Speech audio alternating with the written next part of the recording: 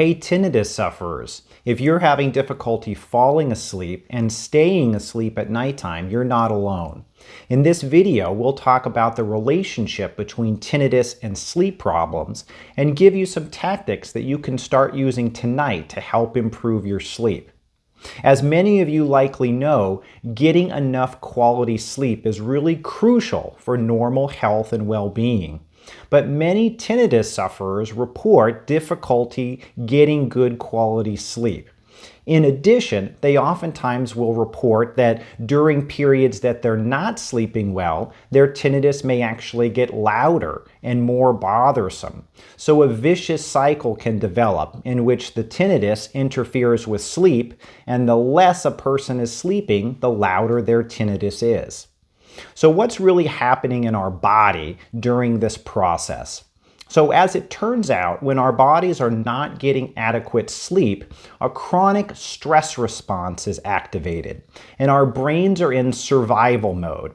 And in survival mode, our brains are hypervigilant, and they're scanning the environment for any potential threats. And they're much more likely to label any sort of sensation or perception as a potential danger, and this includes tinnitus. And if our brain labels the tinnitus signal as something that is potentially dangerous, it's going to spend a lot more resources monitoring that perception.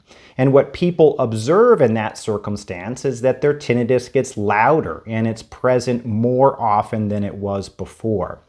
So calming that overactive stress response is really key if we want to create an environment in the body that makes it easier for our body to actually tune out that tinnitus signal. And getting enough good quality sleep is really critical in calming that overactive stress response.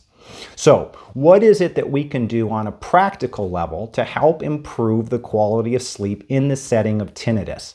So the number one thing that my patients find helpful when they're trying to sleep better while suffering from tinnitus is to use some nighttime sound therapy. So many tinnitus sufferers report that their tinnitus is much more noticeable in the quiet bedroom environment at nighttime. So enriching that environment with some sort of white noise can be really beneficial, whether that's played through a bedside speaker or a pillow speaker or some sort of headband type headphones. What that does is it gives your brain something else to pay attention to other than the tinnitus, and it reduces the relative loudness of the tinnitus signal compared to the background soundscape. Now, I personally find nature sounds to be particularly helpful for this purpose because I think that nature sounds can be rather calming as well. So a lot of my patients will use a smartphone app to play the sound of a waterfall or the sound of a forest or the sound of rain on a tin roof or something like that. And many of my patients have found a huge benefit with regard to their sleep quality when they use nighttime sound therapy. Now, there's also some sleep hygiene behaviors that can be really beneficial at improving our sleep at nighttime. Many of us do not follow good sleep hygiene behaviors.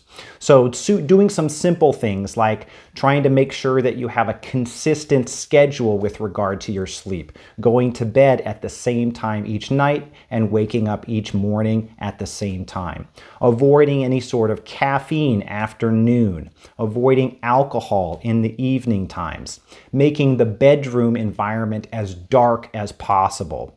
These kinds of things can really improve our sleep quality. I also encourage my patients to try to learn a technique that's called progressive muscle relaxation, which has been shown in a number of clinical research studies to help improve sleep. It's very easy and low risk, and you can learn about progressive muscle relaxation by Googling that term. There's lots of great videos that instruct people on how to do that practice on YouTube and at other places. If you're still having difficulty with your sleep, I do encourage you to have that conversation with your primary care physician, because there are some other health problems that can contribute to difficulty sleeping, and if those are identified and treated, that may help to improve sleep.